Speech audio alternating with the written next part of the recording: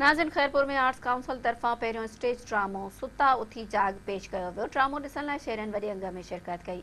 उन हवाले सां ॾिसूं था वकार हुसैन मंगी जी ही रिपोर्ट। ही जो मुंहिंजे हथनि में ॾिसी थो कलम पे ज़िबां कीना अरे अधरात लड़ी वई आहे ऐं तुंहिंजी अञा लिख लिखाई पढ़ पढ़ा लॻी पई। अचे वारनि तुंहिंजी ऐं मुंहिंजी शादी जो फ़ैसिलो करे छॾियो आहे। हाँ, मूंखे त पापा इहो बि ॿुधायो आहे त तूं मुर्क जी अकबर सां शादी करण थो चाहीं।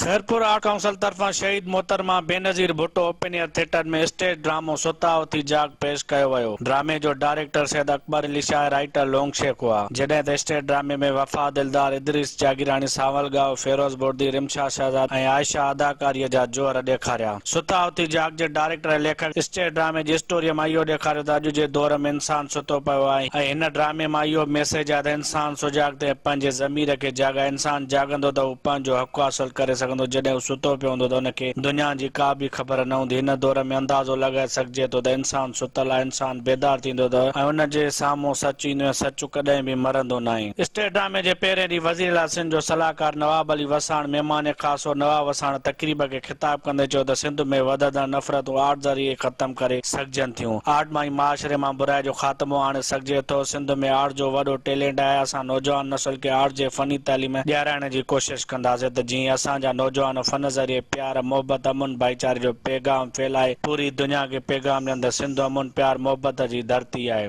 नवाब वसाण चयो त सिंध हुकूमत फनकारनि, अदाकारनि लाइ इदारा खोलिया आहिनि। आर्ट जी बहितरीअ लाइ सिंध हुकूमत वधि खां वधि कोशिशि करे रही आहे। पहिरें ॾींहं ते सुता उथी जाग स्टेज ड्रामे खे खैरपुर जे शहरनि ख़ूब इंजॉय कयो। अदाकारनि खे दाद ॾींदे भरपूर मोट ॾिनी। शहनशाह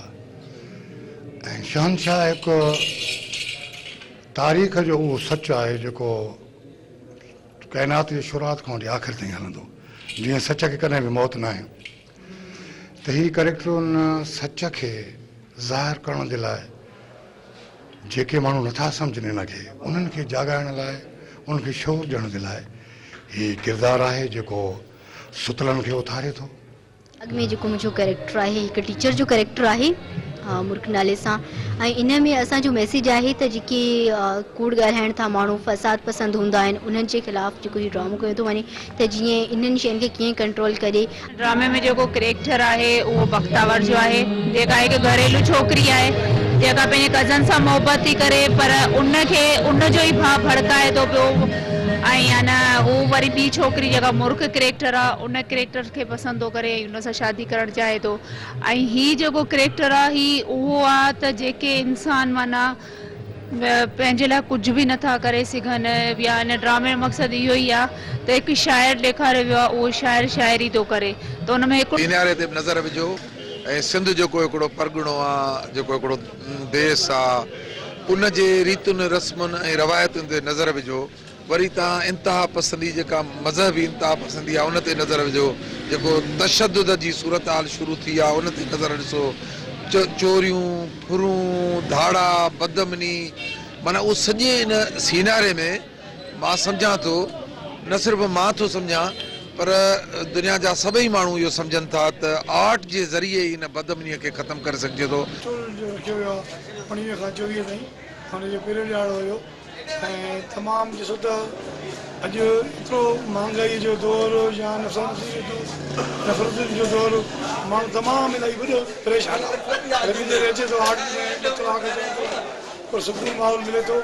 मुंहिंजे ख़्याल में इहो तमामु सुठो ऐं हुजणु घुरिजे। छा आहे त हिते जेके इशू आहिनि पूरे सिंध में या पाकिस्तान में या खैरपुर में, मुंहिंजे ख़्याल में इहे आर्ट ज़रिए हल करे सघजनि था। जेकी नफ़रतूं, भाउ भाउ सां नाराज़ आहे, पीउ पुट सां नाराज़ आहे ऐं सौट सौट सां नाराज़ आहे, त मुंहिंजे ख़्याल में इहे अॼु जो दौरु आहे त आर्ट ज़रिए जेकॾहिं असीं ख़तमु करणु चाहियूं इहे नफ़रतूं, जेके प्यार मोहबत खे वधाइणु घुरिजे, त मुंहिंजे ख़्याल में आर्ट खां सवाइ ॿियो को तरीक़ो ई कोन्हे। जे तरफ़ां स्टेज ड्रामो पहिरियों सुता उथी जाग पेश कयो वियो, जंहिंमें अवाम उनखे भरपूर मोट ॾिनी। कैमरामैन जानमान नारे जो सां गॾु वकार हुसैन मंगी, मेरा टीवी न्यूज़, खैरपुर, मीरस।